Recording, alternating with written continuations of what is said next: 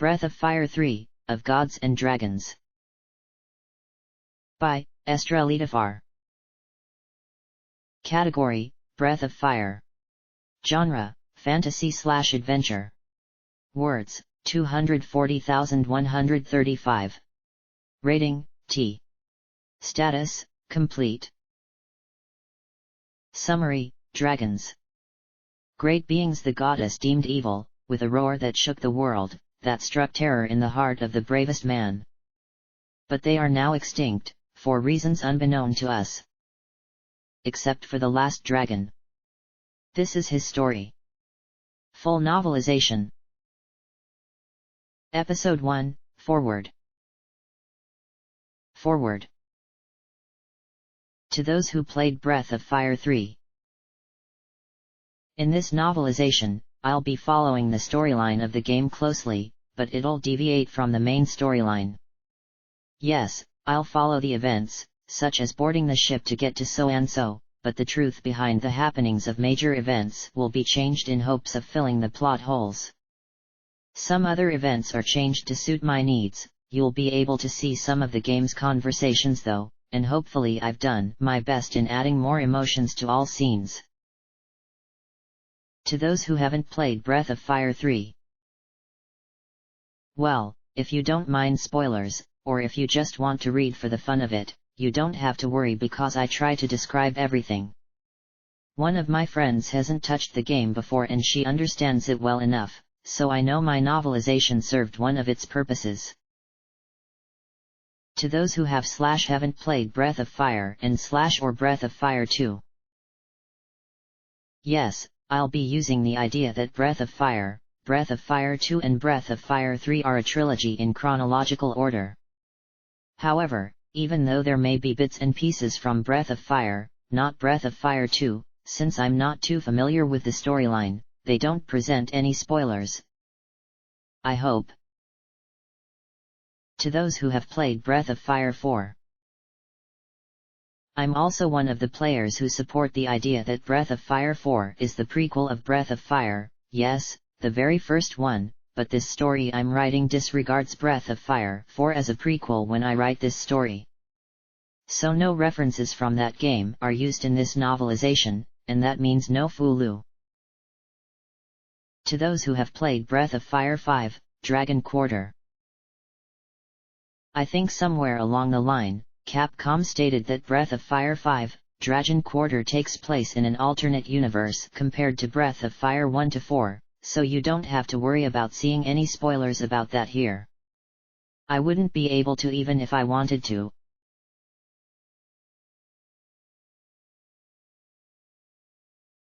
Episode 2, Prologue.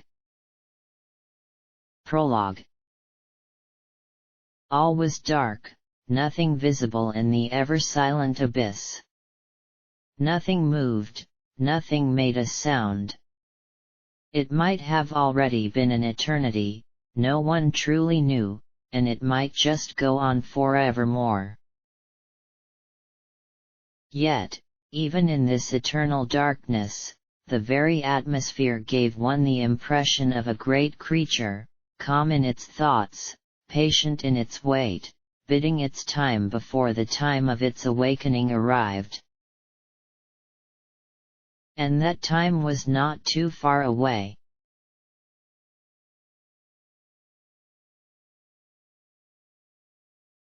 A world that was once filled with the mightiest of creatures. A dragon, Mogu said, scratching the bald top of his mole-like head.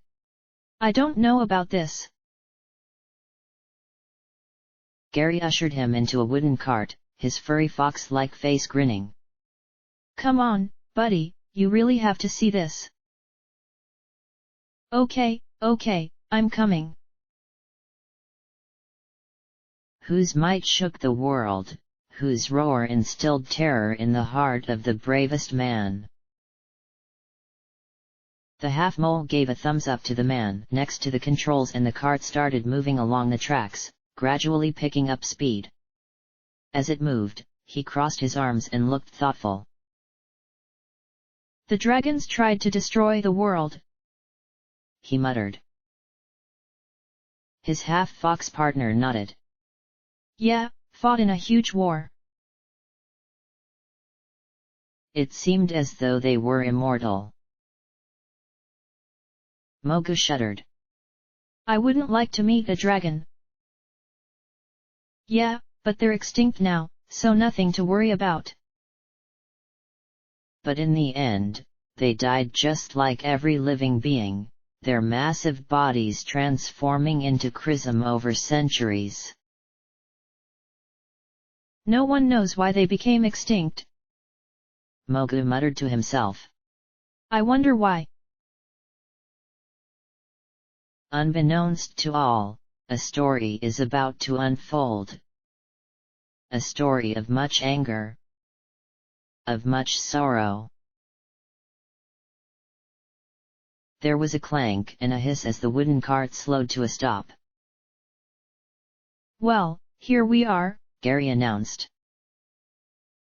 A tale. This tale is dedicated to the dragons.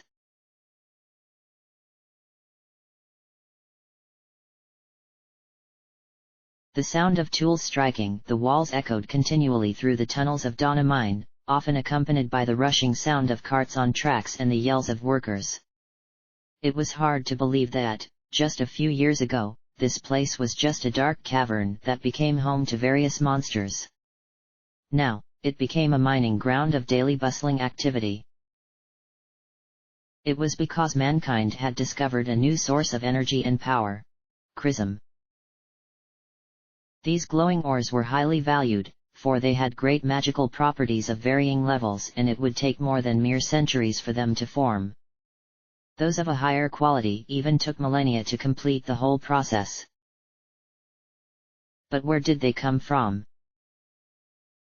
Each time magical beings died, their bodies would slowly transform into these magical ores. Magical beings such as the legendary dragons. Gary, for one, always passed off dragons as an extinct species. Zilch. Dead. Gone. Nothing more than mere stories told to children by old wives.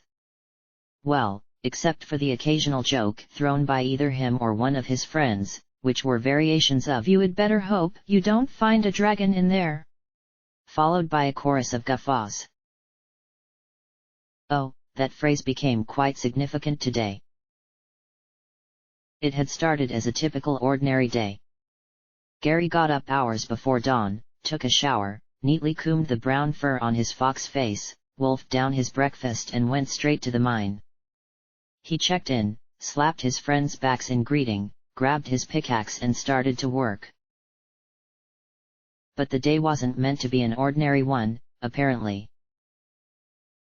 After some time, his whiskers twitched in excitement when he realized he was uncovering unmistakably top-quality chrism of an unbelievable size. He whistled to his co-workers to summon his co-workers, whose eyes gleamed with excitement, and they quickly but carefully removed the dirt and rocks around it. However, nothing would have made them expect what they would see today. Gradually, Gary's pace slowed to a stop. His cheery expression changed to shock and wonder. He straightened as his pickaxe fell from his hand and landed on the wooden platform with a loud thud, his eyes staring and his mouth hanging open.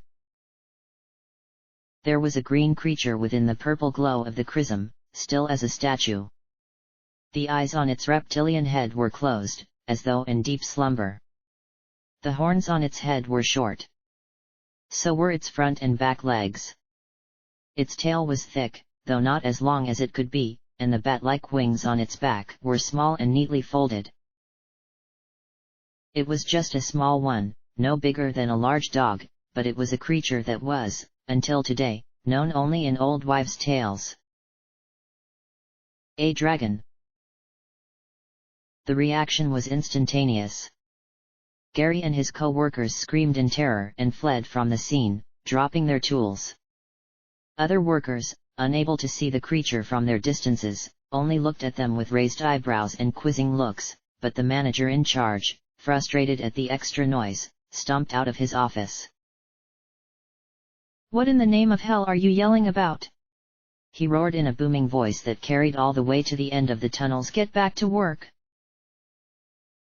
The group arrived at his side and began speaking all at once, but they were talking simultaneously and so loudly that he could not make out any of the words they had said. It was only after all of them had calmed down enough that one person was able to explain why they were acting the way they did. "Yes, sir, there was a dragon in one of the chrism ores we found," he cried. "I swear it." "Nonsense!" the manager's voice boomed. "Dragons are all dead. Gone. Nothing but stories. Now get back to work." "It's true, sir," Gary said, shaking his head. "Come with us and see it with your own eyes." His superior seemed to be in deep thoughts for a while, and then nodded. "Fine, but if I find that it's absolutely nothing but a waste of time, I'll cut your pay by 50%. The workers gulped. "Yes, sir." Once the manager had reacted to the statue-like creature in a similar way, news passed from one worker to another that a dragon was discovered in one part of the mines. Everyone flocked to the huge chrism to get a short glimpse of the legendary creature, tiny though it was, and it took a long time for the manager to wave them back to work. After a few days, though, the excitement gradually died down and everyone resumed their monotonous schedule. After that, however, the manager had something in mind for two of his workers.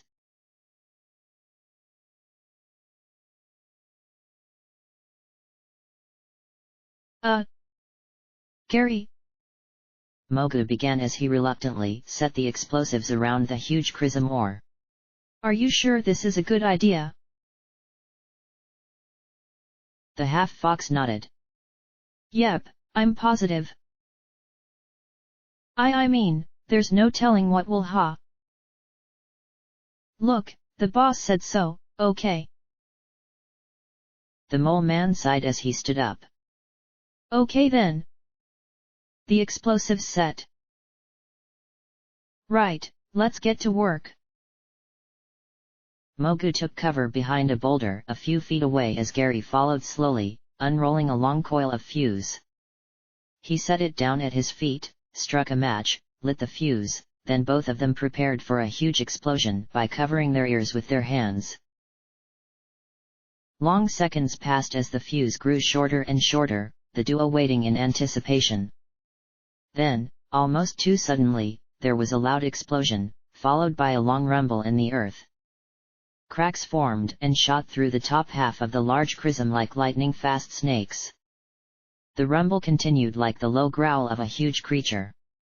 Moments later, there was the loud sound of glass shattering, a dazzling light blinding everyone in sight, and then long seconds of silence followed.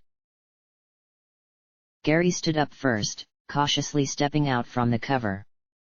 The top half of the huge chrism had shattered into thousands of pieces, something that was regretted but could not be helped, and the young dragon was now lying on its stomach, still unmoving. His mole partner came out slowly, saying nothing as his eyes stared nervously at the little creature. It was just that very moment when the baby dragon stirred. He slowly stood up on his hind legs, apparently still groggy, and let out a high yelp. It's still alive," Gary muttered in disbelief.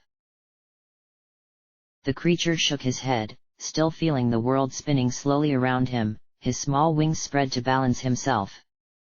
He had no idea where he was or what had just happened, and this place looked horribly unfamiliar. Where did his mother go? Where had all his friends gone to? He let out another yelp, in hopes of hearing a familiar voice, but none came. Why? What happened to everyone? Whining, he took a few steps, failing to notice the two men near him. Mogu, trembling in fear, tossed a spade at him to scare him off. The dragon yelped as the blunt end of the spade hit his head, hardly hurting him, but it did a lot to turn the tremendous fear he already felt into uncontrollable panic. Instincts instantly washed over his mind, hot energy gathering in his throat. Mogo! Watch out! Gary shouted, a pickaxe raised in a defensive stance. What? Mogu exclaimed, drawing back. And they were engulfed entirely in flames. The swift wave of orange hot flames came from the dragon's open jaws, spreading left and right like a curtain caught by a strong gale. When everything was over, there were no more men. Only charred bodies on the ground. There was no time even to scream. The whelp inhaled sharply, frightened by this sudden burst of energy. He trembled. None of this was familiar to him. Over here! I heard something from here! A voice shouted a short distance away. Several footsteps sounded on the wooden platform, and 2 seconds later a group of men turned up. Their first expression was first of aghast, then of realization, and lastly of fear. AD dragon! That was too much for the whelp. Whining, he spun around and toddled in the opposite direction as fast as his legs would carry him, his wings still too small for it to fly. To escape from this frightening reality. To its despair, all he saw everywhere it went were humans, either fleeing at the sight of him screaming "Dragon!" or bravely pursuing him to capture him. He dodged anyone who tried to attack him, his confused mind filled only with fear, but those who persisted were, against his will, reduced to smithereens. "Someone help me! I'm scared."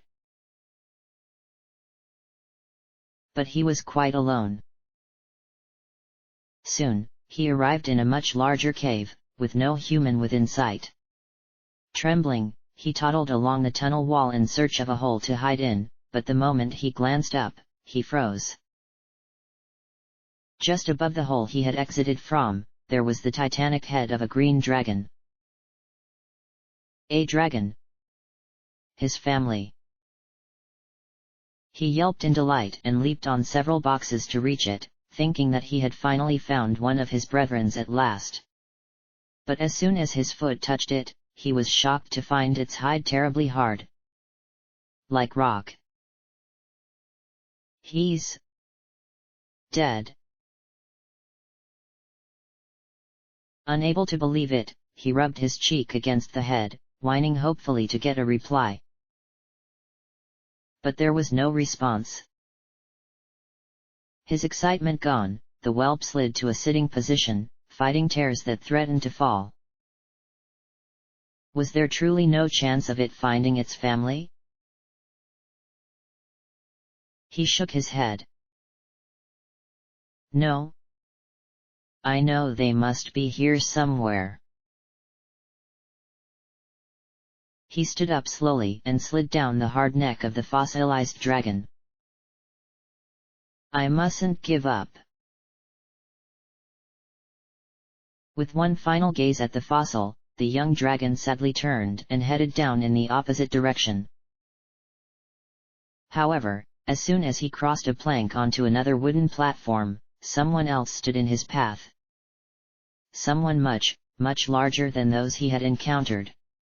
Covered in brown fur instead of human skin, he had the head of a bull, complete with white horns. Well, it's only a tiny one after all! He cried, twirling a metal pole. Let's get him! The dragon froze, his wide eyes staring up at the man. He tried to run, his heart banging against his chest, but his feet would not obey him. What's wrong, whelp? The man thundered, his towering body moving closer and closer. Not gonna use that fire breath of yours! Filled with terror, he felt the hot energy gathering in his throat once more. Gotcha! The half-bull charged, a rope in hand. The dragon shut his eyes tightly, his eyes stinging with unshed tears. I only want to find my family. He threw his head forward, ready to unleash his lethal flame breath. Then, a familiar male voice. No. Don't. It screamed loudly in his mind. Startled, the dragon whelp complied, drawing back. But the voice was familiar. It reassured him. The energy in his throat ebbed away, together with the fear in his little heart. He gave a high yelp into the air that echoed off the walls. Silence. Only silence that rang in his ears. Despair filled his heart. Why? Why won't anyone answer? As the whelp fought the threatening tears once again, a human man saw the chance. He hopped onto a crane, slammed in the key quickly, and swung the crane's metal arm as hard as he could. There was a sickening crash in the air. The dragon gave a roar of pain, a high-pitched one. Darkness filled his sight as he collapsed weakly onto the floor. I only want to find everyone else. And everything around him became shrouded in darkness.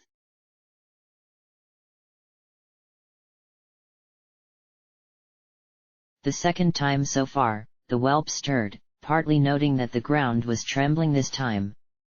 Shaking his head, he slowly got to his hind legs, and observed his surroundings. A small metal cage, just barely big enough to fit it. Apparently, he was being transported on a carriage-less train moving along tracks in the wilderness, operated by a single man. He yelped as panic rose within him once more. I must find everyone. He threw itself against the bars repeatedly, trying to break a way out to escape. The metal bars were too hard for him to break, but panic forced him to a frenzy, his lethal flame breath forgotten. Hey, stop it! The human cried. The dragon ignored it and continued to hurl himself onto the hard bars, thoughts of escape keeping him going. The cage still would not break, even as his sides were hurting from the force. But he refused to give up. Taking a deep breath, he slammed into the side of the cage as hard as he could, and the whole cage toppled completely over the side of the train. Instantly the train skidded to a stop, its driver staring back in horror, but it was too late. The cage rolled endlessly down the steep hill, forcing its inhabitant to be thrown against the bars repeatedly like a rag doll.